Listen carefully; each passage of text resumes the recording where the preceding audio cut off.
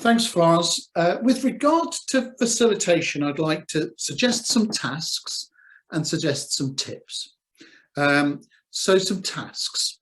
When the group first assembles, if you just take a little bit of time to say, who are you and where are you from, and explain your role in it, then people will tend to let you carry on facilitating.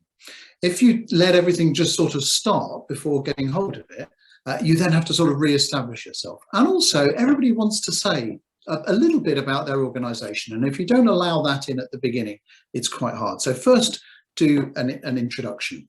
Next, make the task clear. If there's a description of the discussion topic, and you know, in most designs there are, just make sure everybody understands it. I tend to repeat it twice so that people have really got, yes, this is what we're talking about. During the discussion itself, stay neutral. In a dialogue, we're not trying to facilitate towards a particular outcome. We're trying to facilitate the flow of conversation between the participants so they can get to their best outcome. So try to stay neutral and not try to shape or guide or push the conversation towards a predetermined outcome. And it's easier to do that if next you encourage builds. So encourage people to build on what the previous participant has said. Otherwise, we just end up with lots of separate statements and the conversation doesn't have a flow. It doesn't tend to go anywhere. At the same time, you want to balance that with just making sure that the conversation does stay focused. And as we build and build, we don't go off down a blind alley that's not going to take us to why everybody has really turned up. Or maybe is the interest for 2 or 3 people, and you've got 6 or 7 saying, well, that's not what I thought I came to talk about. And then a last part in my list of tasks is to say, and you're probably going to feed back when it comes to the plenary. Usually a facilitator does that. So make sure you keep a good enough record of what's gone on that you can think, what were the key points I want to bring out? And usually we suggest the best way to start that is just try to give a little bit of the mood of the conversation. So people get a feel of what the conversation was like, and then they're more engaged when you start to list some of the things that were important that you share. So there'd be some activities to do. Some tips. For me, look at who speaks first. You can usually spot who the dominant voices are, and they will get a voice. They always do.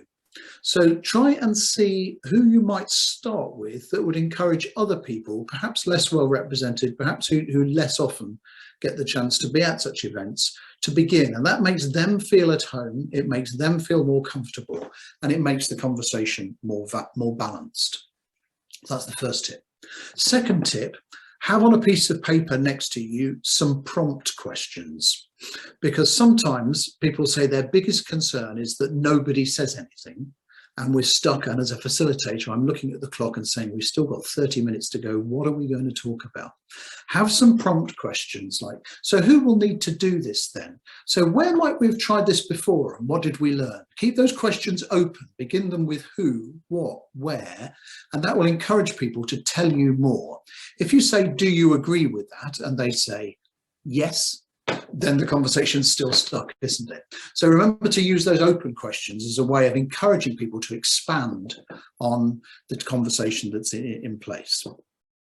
The other thing people get a bit worried about is, what if there's a great big argument? You know, David said, Florence said, yeah, it's good to have people that disagree, but when you're a facilitator, that could be one of the things that starts to worry you a little bit. What happens if there's a big argument in my room? What am I supposed to do with it? How on earth am I supposed to find a way through it? One little tip for that is, when you've had 2 people say their things and it's all feeling a little bit hot, deliberately move the conversation to a third person. If you've been listening to things that people have been saying before about what their interests are, you can say, well, we've had a bit of a difference of opinion there on what the best way to address this might be. But we've got a representative here from a younger part of the community, and I wonder what your take on all of this is. So you just gently move the conversation into another direction, but it allows it to build on what's gone on. It doesn't engage one way or the other. Fourth tip, and there's one more after this, is at times the group will ask you questions. They'll want you to answer their question. That's what they are there to do. The questions are for the groups to resolve, and your role is to just help that conversation emerge. And if you find yourself caught in answering one question, you'll be answering questions for the rest of the time, and people won't really get to understand what each other think, and you may find yourself in a slightly awkward, even at times slightly defensive spot. So if people say, well, what do you think about it all, Florence? What's your view on this? You convene the dialogue. What do you think? And you say, well, of course I've got views, but we're here to what everyone wants. Everyone says what everyone thinks. So what do you think about it? Give it back to them. And the last one is, watch really carefully for who's speaking, who's not speaking. It's really easy on Zoom, particularly if you've got slightly larger groups, to miss people. And it's really, really important that you make sure everybody gets a fair chance to have their say. I would tend to invite them in openly, not say, and now it's your turn to speak, David. What do you have to say? I would say, so we've not heard from you for a little bit, David. Wondered if you wanted to add anything further there. And then he can say, no, I'm fine. No, I'm just listening. And he doesn't feel like the pressure's on to go, or it's an invitation for him to step in. So that was the last one. Make sure you watch carefully and that everybody gets their chance to have their say, because some will be very comfortable in these environments and others less so. Thank you.